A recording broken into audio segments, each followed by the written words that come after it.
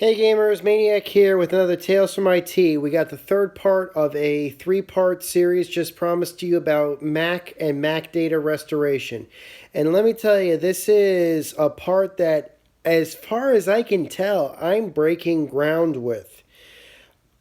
I can't find any record, and maybe that's just a failure on my part for Google searching and stuff like that, but let me tell you something. I did a search through YouTube. I did a search through Apple. I talked to Apple geniuses. And as far as I know, nobody has done this when it comes to data recovery. We're making into talk about why in just a minute or two. But first off, let's talk about the story.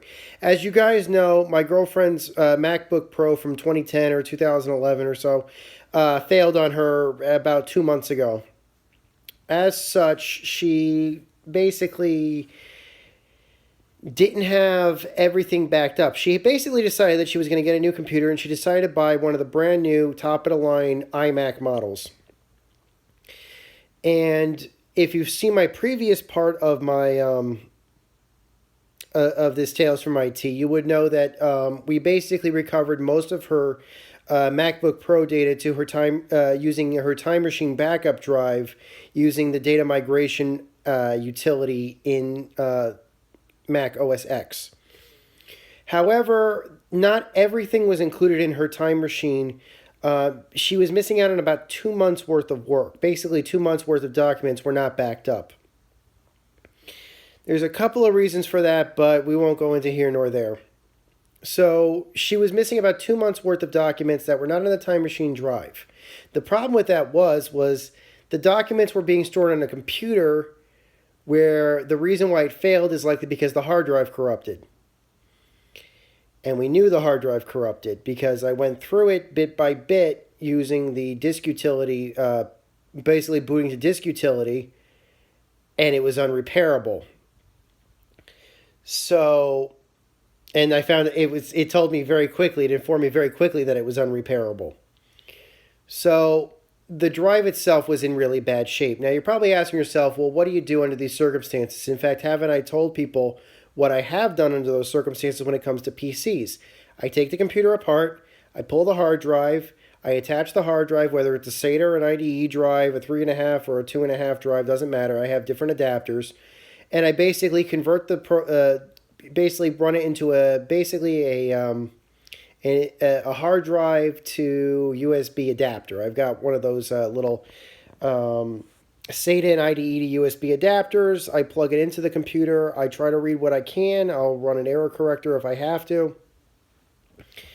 And I'll pull the data off if I can. If I can't pull a specific file, I move on to the next one. It's that simple. Because I don't have to boot an operating system or run an operating system actively off that drive, even if the drive is in bad shape, I can usually keep it on life support using the adapter long enough to get the specific files I need off of there. And that's usually what I've done about 99 times out of 100 for most work I've done. And Apple will certainly allow that or that procedure to be done with their drives, so long as you can first off take the drive out of the computer in the first place, and two, you take it and you connect the adapter to another Mac. Because the Mac file system isn't compatible with PCs. The file systems are incompatible. PCs just can't read Mac hard drives. They just can't. So thankfully we had a new iMac, which was running OS 10.13. And I told my girlfriend, well, your options are twofold. I could take your computer apart and try to pull the drive out. And she just stopped me right there. She said, no, you're not pulling the hard drive. I don't want you taking the old computer apart, and I don't want you pulling the hard drive. Is there anything that you can do to get the data off of there without having to take the computer apart? Because she wanted to either sell it or scrap it, or basically there were a couple of options she wanted to still exercise. And she didn't want to deal with me having to take it apart. So as I talked about my previous option, I said, well, the only other option is simply target disk mode. Now, after the computer drive corrupted, I had different options for what I could boot to, and even more limited because of the shape the drive was in. I couldn't boot hardware test. I couldn't boot the operating system. I could boot disk check, the drive. I could boot the disk utility, And I also could boot the something called Target Disk Mode. For those of you guys who aren't familiar with Mac, Target Disk Mode is a bootable option that you got in most Macs. Most Macs for a very long time have actually had it, where you can essentially turn your Mac, any type of Mac, into an external drive, an external hard drive. Basically treat it as if it is an external hard drive. However, there are limitations as to what you can do with Target Disk Mode. Specifically, your limitation is what you can do to output and to input that hard drive data. If you're like my girlfriend and you had a 2010 MacBook Pro, Target Disk Mode only works using the FireWire 800 port. It's a 9-pin port. And that's what my girlfriend's laptop had. Problem is that those brand new iMacs, top of the line, don't have FireWire ports. They don't have FireWire 800 ports. They don't have FireWire. They have no FireWire ports. So, what to do? In order to make this procedure work, you're going to need a FireWire 800 cable with both ends at 9-pin. You're going to need a Thunderbolt 3 to Thunderbolt 2 adapter by Apple, and you're going to need a Thunderbolt to FireWire adapter as well. Now, I had done some research on Target Disk Mode before her hard drive ever corrupted. It was something that was really interesting to me because I'm really obsessed with this YouTube channel called The 8-Bit Guy, formerly The iBook Guy. And one of the videos that he had produced, he's a Mac guy, obviously. It's in his former name. And I've been watching his videos specifically for his older Mac teardowns. Because there isn't really a lot of documentation for non-Mac users out there. Apple pretty much only allows in-house repairs and in-house. So the documentation out there is a little bit spotty for Windows stuff and for PCs. Obviously, the documentation is included when you purchase your stuff for how to maintain and where the ports are and where what goes. But for Macs, that's not exactly as accessible. I kind of had to guess or assume where certain things are located and what to do with them. But that's why I've been so grateful for watching his videos. And one of the videos that he told me about was a video called Target Disk Mode, which I already talked about in my previous video.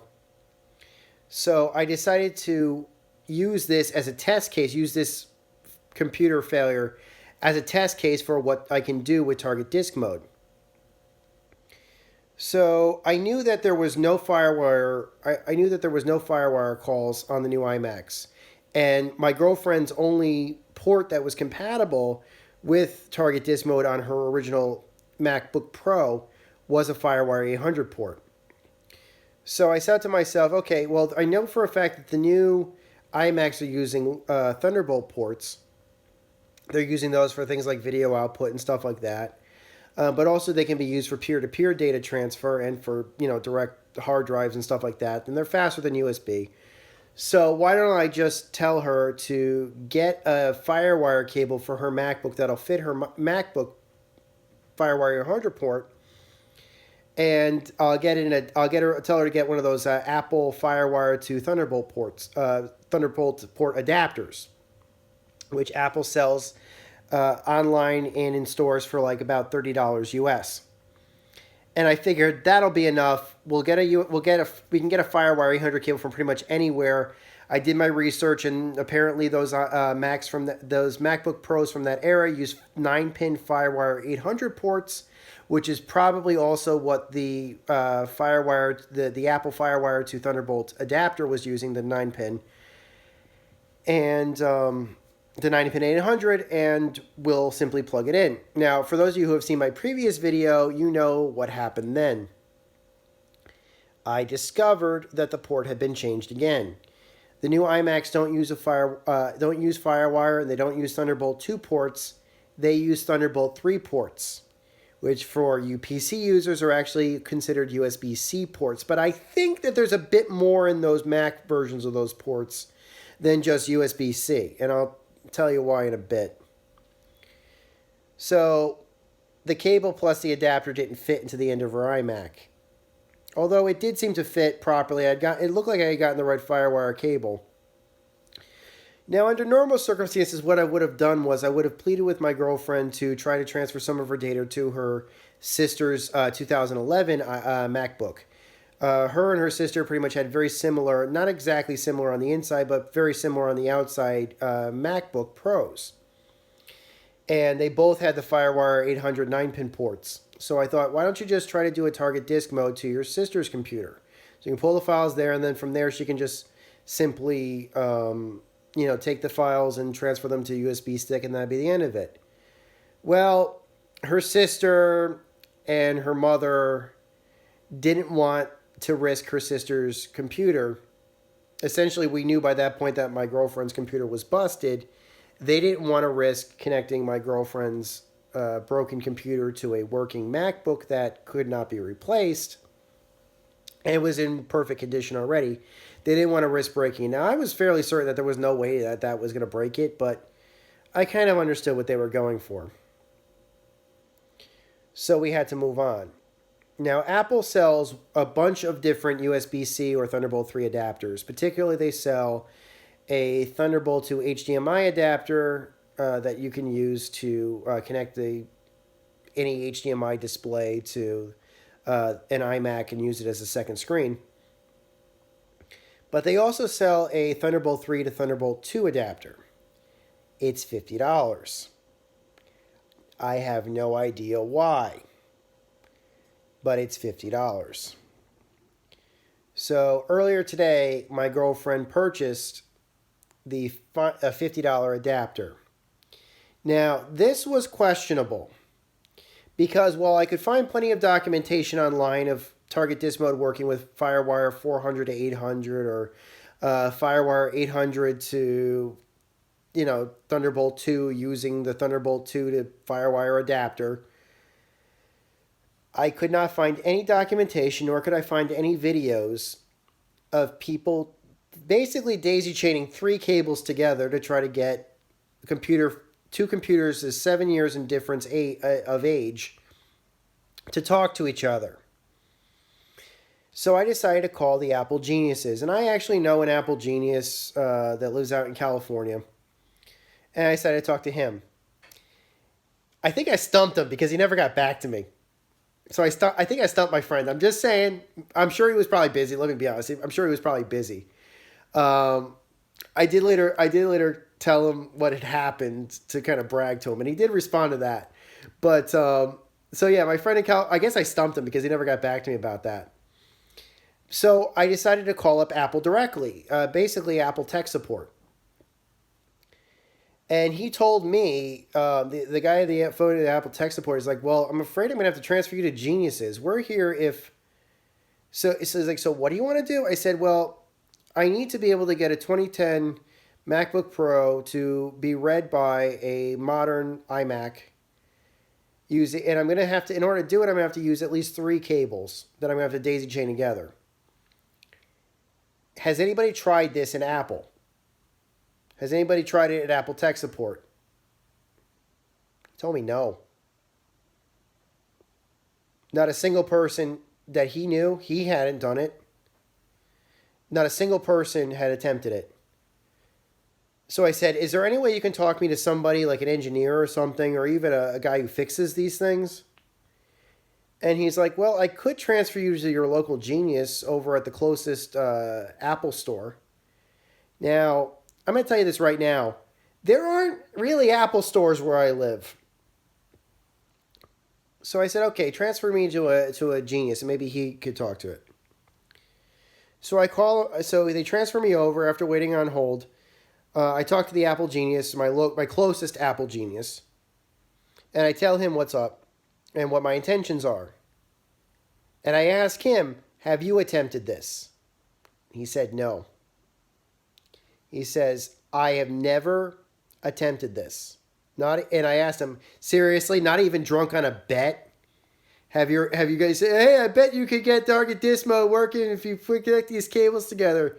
He said no. Not a single Apple genius that he knew, nor could a single Apple tech support guy. Nor could I find videos. Well, I'll tell you what.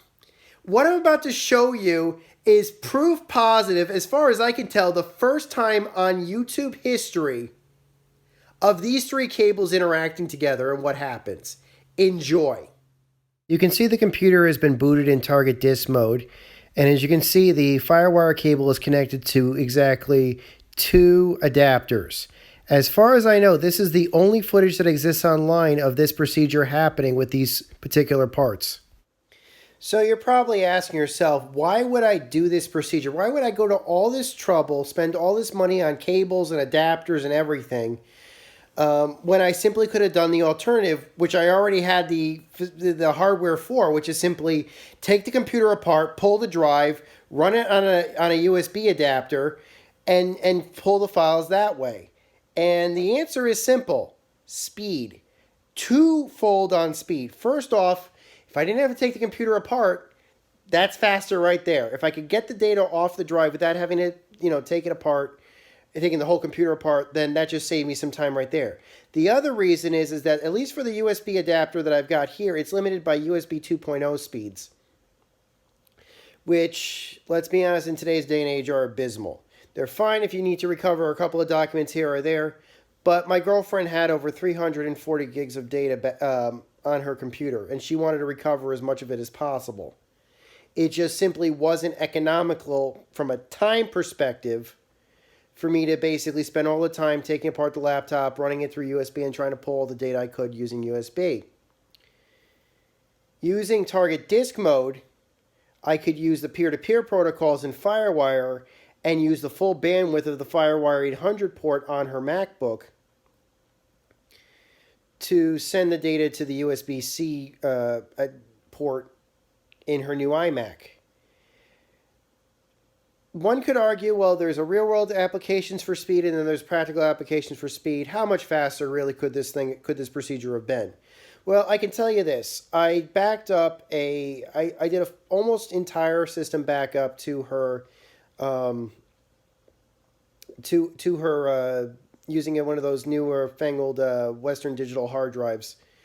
That was a USB 3 Western Digital hard drive, and I did a system backup or a system recovery from Time Machine using that, and I pulled about 350 gigabytes of data from one of those drives using the USB 3 port, and it took 4 to 4.5 hours, almost 5 hours of work, just to do a 350 gig data transfer. The maxed out at speeds about 56 megabits a second read speed, down speed. Real world application of just around the same amount of data pulled from her old MacBook using the FireWire port, target disk mode, the same, maybe about 360 to 380 gigs of data, took just over 2 hours using the FireWire. So not only was I saving time and not having to take her computer apart, using target disk mode, it literally took at least half the amount of time to push the same amount of data with almost the same kind of data off her old computer. So to say that it took less time was a blessing was because the sooner we could get that data pulled, the sooner she could start manipulating it and make sure that the data was in good shape. Your mileage may vary as to if your files are corrupted and what your Mac can recover from it. But the factor of time made the cost of those cables, the amount of time saved, made the cost of those cables worth it, in my opinion. So those are my thoughts about the procedure. I hope you enjoyed hearing my talk about this. There are a couple of thank yous I actually want to give, a couple of shout outs I want to give on this video before I close out. I want to thank David, the 8-Bit guy, who has a YouTube channel, the 8-Bit guy, and his wife, Ms. iBook guy or Ms. 8-Bit guy. I don't remember what she's calling herself now, but his wife, I don't know her real name. But I want to thank both of them for inspiring me to do research about Mac and target disk mode and stuff like that, and to really do this investigations. I want to thank the Apple geniuses that I talked to. I want to thank some of the Apple geniuses I talked to. Again, I don't know their names because they never told me their names, but except for one who I'm actually really good friends with. I have a friend who's an Apple genius in California. I actually talked to Apple geniuses coast to coast. I am not kidding, and nobody has tried this. So I want to thank all the Apple geniuses for telling me, at least giving me their information. Their basic their basic takeaway from this was that they were fairly certain in theory that it would work and on paper it would work, but they had no real world experiences to actually trying it. Not even on a whim, on a bet or something, had they ever attempted it. So that's something that I think that the Apple geniuses should become more familiar with, especially given the fact that removing hard drives from these computers is now no longer possible, as far as I know, because they're being glued together.